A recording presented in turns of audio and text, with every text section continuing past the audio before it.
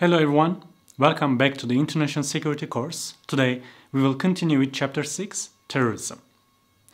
In this chapter we will first talk about defining terrorism and giving a typology, then reasons of terrorism, terrorism as a new means of war in the 21st century, cyber terrorism, a new form of terrorism, and lastly, countering terrorism. Let's start with defining terrorism and giving a typology. The concept of terror dates back to the antiquity. It refers to a situation of panic and fear of the Roman people caused by the nearing Cimbri killers in 105 BC. However, the concept of terrorism is essentially a product of modernity. There are various definitions of terrorism in the literature. Terrorism can be defined as a symbolic action that is designed to influence political behavior through the use of non-normal means of violence or threats.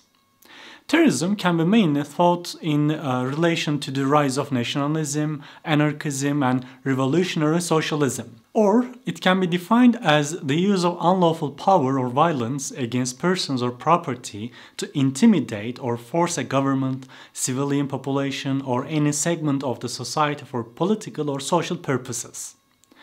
The most comprehensible typology in the literature classifies terrorism and terrorists into 5 distinctive subgroups. These are by location, by personality trait, by purpose, by target, and by issue. Let's talk about the reasons of terrorism. The reasons of terrorism can be divided into 2 main categories: subjective reasons and objective reasons. Subjective reasons include cultural and social psychological reasons, whereas objective reasons refer to misgovernment, loose democracy, poverty, wealth inequality, ignorance, intellectual awakening, and intellectual stimulation.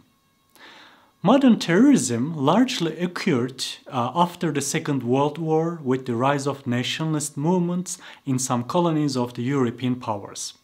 These anti-colonial movements became aware of the potential of terrorism to generate publicity for their political objectives and influence world politics. The progress in technology has also provided terrorists with new capabilities and targets. Terrorists know that their actions may now receive immediate worldwide coverage. Not only in terms of technology but also in terms of geographical scope, terrorism has become globalized. Let's look into terrorism as a new means of war in the 21st century. Throughout history, individuals, states, or political groups have tried to achieve their goals by resorting to violence and war. Sometimes the aim was to dominate a region, sometimes to struggle for power, and sometimes to colonize a region. War and terrorism are very similar in many ways. Both involve extreme violent acts, both motivated by political, ideological, or strategic goals, and both are inflicted by one group of individuals against the other. As technology has developed, wars have become more severe and the loss of lives has increased. Today, groups of states employ yet another method to realize their political objectives, using some other states, groups, or organizations instead of directly fighting with each other, which is called proxy wars. Proxy war may be defined as conflicts in which a third party intervenes indirectly in order to influence the strategic outcome in favor of its preferred faction. Another important fact of the 21st century is globalization. Globalization can be defined as the integration of markets, politics, values, and environmental concerns across the globe. Globalization may also be referred to as an international system that took the place of Cold War system. It has its own rules and logic that might directly or indirectly influence politics, the environment, geopolitics, and economy at a global scale. This process of globalization also contributes to the spread of violence around the world. Another thing we need to talk about today is cyber terrorism. Cyber terrorism enters the scene as a new kind of terrorism. It means much more than the propaganda spread by terrorist organizations through the internet. Spreading propaganda has been one of the basic means of traditional terrorism. Cyber terrorism, on the other hand, makes use of information and communication technologies. According to scholars, cyberterrorism is politically motivated, and its instrument is the terror act itself. And that is, it aims at influencing the behavior of millions of people. Its intent is to create impact. It aims at intervening in our daily lives as a result of prevention of performance. Prevention of performance results from a motion that harbors corrupting the cyber systems and hurting or threatening people in the cyberspace through using the global infrastructure.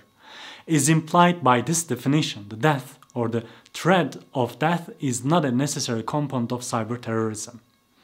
At the national level, it is needed to create specialized staff to combat cyber threats and to increase the capacity of institutions to improve their infrastructures on information and communication technologies.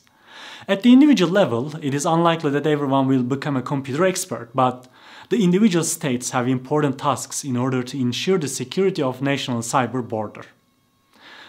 Our last topic for today is countering terrorism. In countering terrorism, the general guide to success is not only to neutralize the attackers, but also to stop the enlisting of new members to terrorist organizations.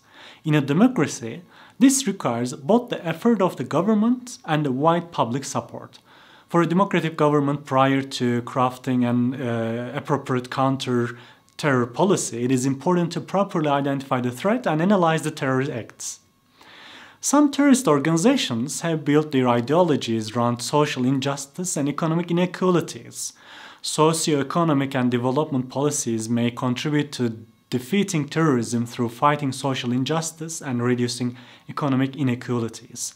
The military's role in countering terrorism is also important. However, military solutions alone are often not enough. Holistic, comprehensive, and long-term plans will be more successful. With the increase in the number of terrorist attacks, international security has been seriously endangered and international terrorism has become a common enemy of the international society. International cooperation is the only way to effectively tackle the threat of terrorism, and this threat cannot be dealt with at the national level only. In this regard, major international organizations should consider it one of their main tasks to counter international terrorism. So, dear friends, this is the end of our program for Chapter 6 of the International Security course. Goodbye and see you in our next program, Chapter 7.